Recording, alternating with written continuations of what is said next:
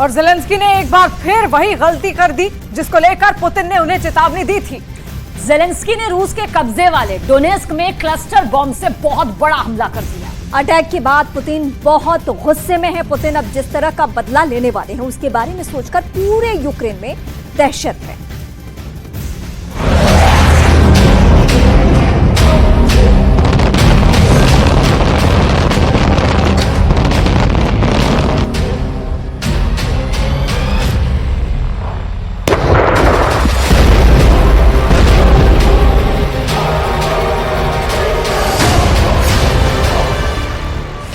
Biden को जिसका डर था, ज़ेलेंस्की ने वही गलती कर दी। नाटो ने जिसके लिए रोका था, ज़ेलेंस्की ने वही दोहरा दिया।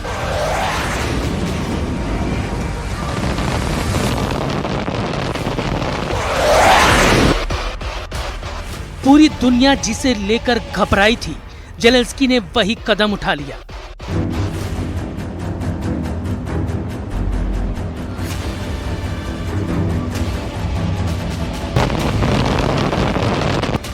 यहां लगी आग, यहां हुई तबाही।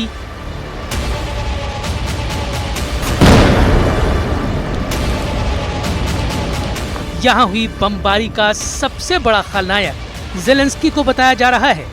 ज़ेलेंस्की ने यहां वो बम गिराया जिस पर लिखा था कि इसे इस्तेमाल किया तो पुतिन जान ले लेंगे। यह है बाइडेन का क्लस्टर बम, जिससे ज़ेलेंस्की ने पुतिन के कंट्रोल वाले शहर को टारगेट किया है।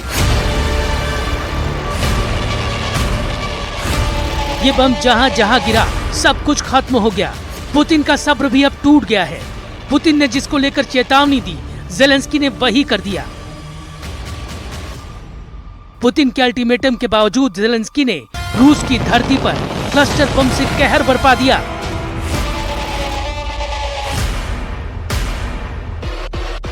ज़ेलेंस्की की सेना ने रूस के कब्जे वाले डोनेस्क में क्लस्टर बम से बहुत बड़ा हमला कर दिया है। डोनेस्क डॉनबास का वो शहर है जिसे रूस ने युद्ध की शुरुआत में ही अपने कब्जे में ले लिया था।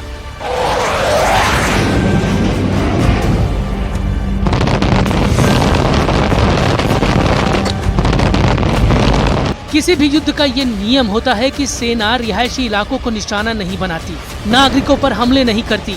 लेकिन इस युद्ध में ये नियम टूटे और बार बार टूटे।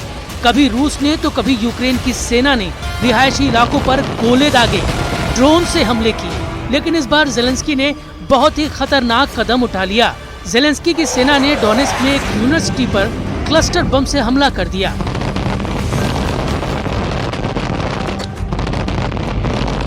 क्लस्टर बम से हमला रात के वक्त हुआ। हमले के बाद बिल्डिंग के आसपास अफरा तफरी मच गई, चीख पुकार मच गई। पूरी बिल्डिंग धूं धूं कर जलने लगी। आग की लपटों को देखकर आपको अंदाजा लग गया होगा कि हमला कितना खतरनाक रहा होगा।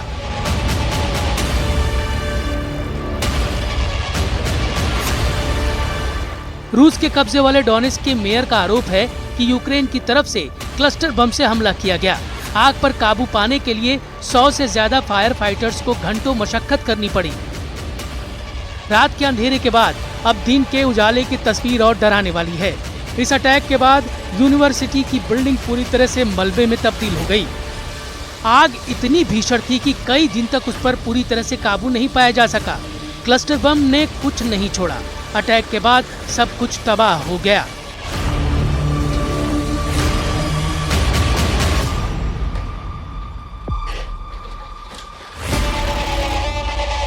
डोनेस्क में यूनिवर्सिटी पर क्लस्टर बम से हमले के बाद से पुतिन गुस्से में हैं। पुतिन अब ज़ेलेंस्की को सबक सिखाना चाहते हैं। तो क्या पुतिन अब एक हमले का बदला 100 अटैक करके लेंगे? क्या एक बिल्डिंग का बदला पुतिन ज़ेलेंस्की की 100 इमारतों को गिरा कर लेंगे? पुतिन क्या करेंगे ये कोई नहीं जानता। पुतिन का अगला कदम क्या होगा ये किसी को नहीं पता होता। ये सिर्फ और सिर्फ पुतिन जानते हैं कि ज़ेलेंस्की को अगली चोट कहां और कैसे पहुंचानी है। दुनिया को इसकी जानकारी तभी मिलती है जब रूस के राष्ट्रपति अपना अगला कदम बढ़ा चुके होते हैं। पुतिन ने जब क्लस्टर बम को लेकर वार्निंग दी थी तो मैसेज अमेरिका तक भेजा गया था। पुतिन पहले ही ज़ेलेंस्की और बाइडेन को क्लस्टर बम के इस्तेमाल पर अंजाम भुगतने की धमकी दे चुके थे।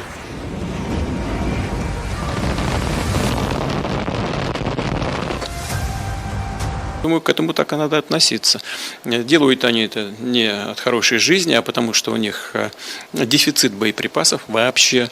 Напомню, что украинская армия тратит за сутки боевых действий там, до 5-6 тысяч, скажем, снарядов 155-го калибра, а Соединенные Штаты производят 15 тысяч в месяц. У них не хватает, и в Европе уже не хватает, но не нашли ничего лучшего, как предложить использование кассетных боеприпасов. क्लस्टर बम यानी वो खतरनाक धमाके वाला हथियार जो बहुत बदनाम है।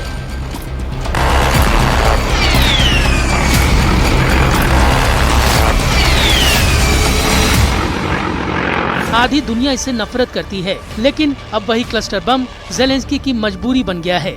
यूक्रेन पर चौतरफा हमले के बाद ज़ेलेंस्की अब पलटवार में क्लस्टर बम से हमला कर पुतिन को डराना चाहते हैं। पुतिन का दावा है कि बड़े धमाकों के लिए यूक्रेन हर रोज 5 से 6 हजार तोप के गोले फायर कर रहा है। ये 155 मिलीमीटर के गोले हैं जो बड़ी तोप से फायर किए जाते हैं, यानी यूक्रेन को एक महीने में चाहिए 1.5 लाख गोले। पुतिन के मुताबिक अमेरिका पूरे महीने में सिर्फ 15,000 गोले बनाता है। ऐसे में वो यूक्रेन की डिमांड कैसे पूरी कर सकता है?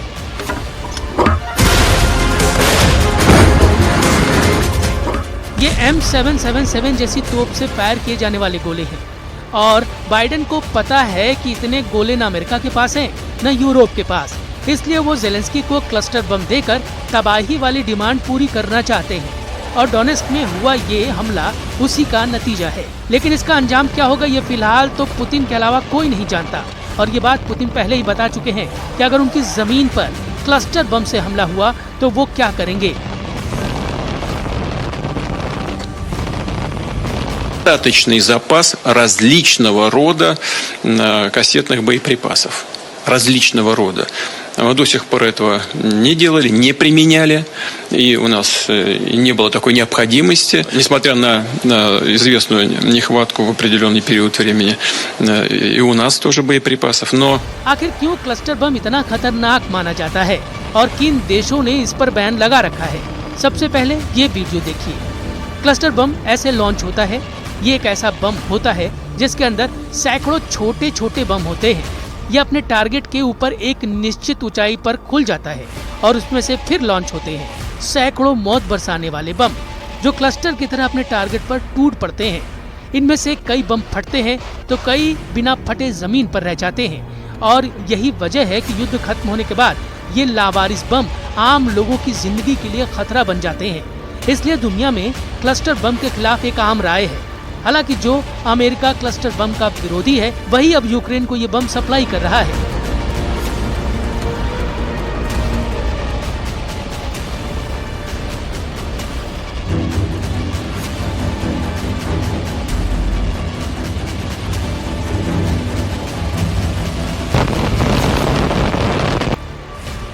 एक क्लस्टर बम में करीब 100 से ज्यादा छोटे छोटे बम होते हैं। एक फुटबॉल मैदान के बराबर इलाके को एक क्लस्टर बम से तबाह किया जा सकता है। मतलब ये कि बम बहुत ही खतरनाक है, भीषण तबाही मचाने वाला है। इसी वजह से क्लस्टर बम पर 111 से ज्यादा देशों ने पाबंदी लगाई हुई है।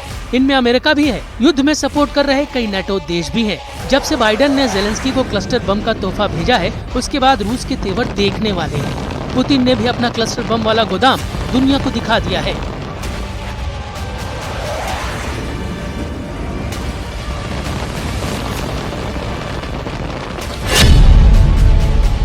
पुतिन के हथियार गोदाम में क्लस्टर बम का बड़ा स्टॉक रखा हुआ है।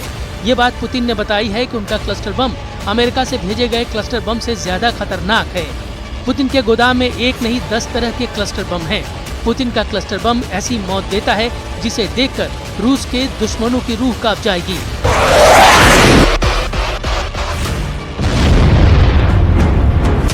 तो एक तरह से देखिए तो पुतिन ने साफ साफ कह दिया है कि उनके पास क्लस्टर बम का गोदाम भरा पड़ा है। ये बम रूस ने नेटो के लिए तैयार रखे हुए थे।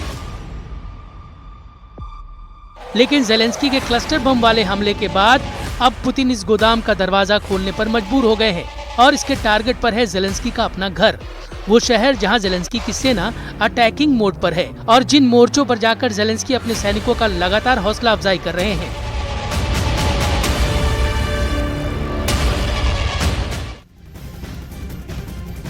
तो केंद्रीय जांच एजेंसी ईडी ने झारखंड के सीएम हेमंत सोरेन को समन्स किया है और ईडी ने लैंड स्कैम के मामले में ये समन्स किया है हेमंत सोरेन पर।